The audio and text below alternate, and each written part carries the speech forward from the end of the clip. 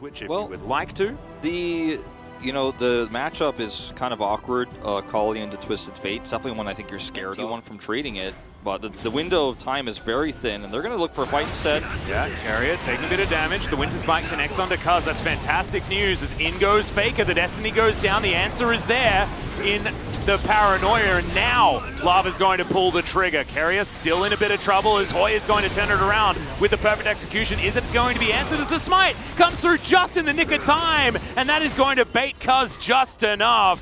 Fredit BRION 2-0.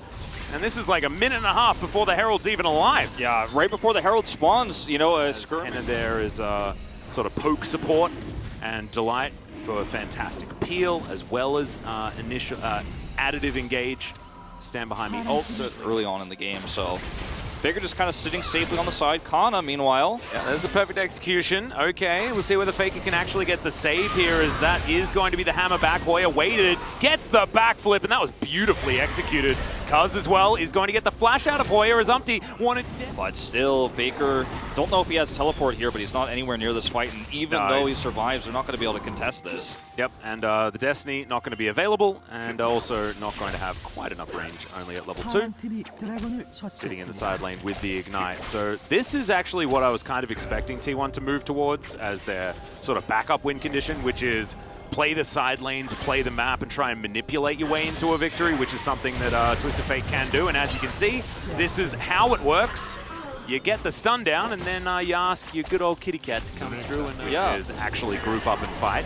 We'll see whether it is going to work, because of course, like, it is a much more technically difficult way to play the game is the 1-3-1, and it is, there's a reason why new items are being introduced into the game to make 1-3-1 and split pushing better. Yeah. Sure whether that is the truth or not, as I haven't really looked into the Shirley patch notes just yet, but that is certainly cool information, as Cuzz is going to barely miss that spear onto Delight, as now the Destiny comes in, and this is where you need to use them as teleport comes on down, and now the turn is going to be attempted as all of Fredit BRION dive on top of T1. Lava just evaporates though, and they trade it for Keria, but a 1-for-1 is good news for T1, as now Faker is looking to keep them at arm's length and try and take down these low health targets. Another gold card going to be locked here, but no minions. Yeah, I do like the kite back from Fredit BRION, and the piercing arrows are going to make sure that that T1 aren't going to be able to chase too much further. But it's the trade isn't within the Paranoia range, and they're not going to be able to collapse and gather those fights. However,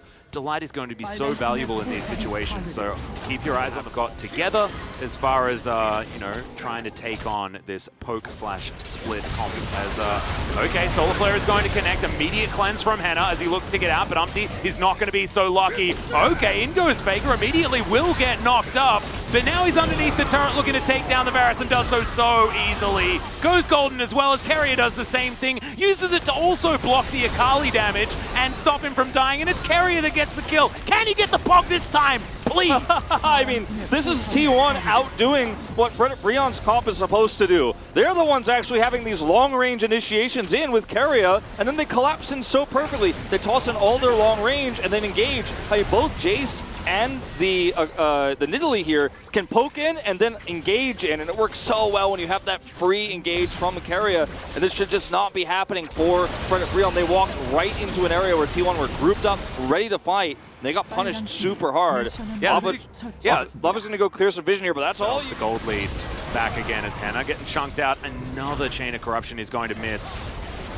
Now T1 should be able to push in with impunity, easily taking down this inner turret. Will the inhibitor also fall? They have so much. You're going to get shot by nidalee spears. Baker's going to stun you from a million miles away.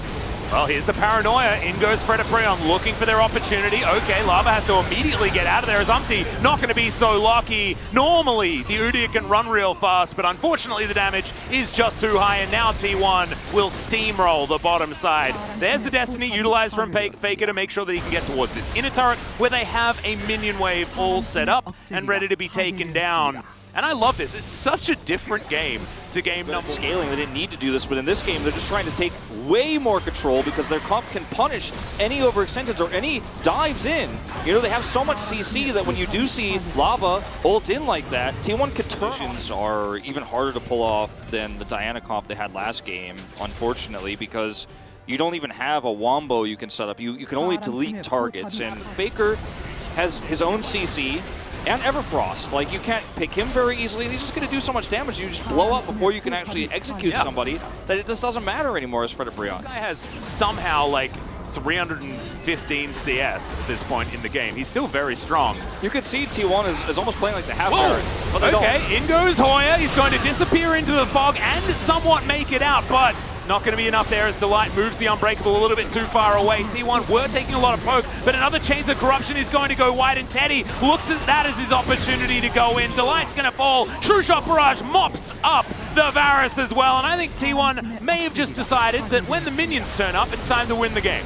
Yep, I mean, T1, they don't have Baron, but they were acting like they did with that insanely hard push. There's just no way for Fredit BRION to punish them if they stay grouped, and they're just going to end this game right now.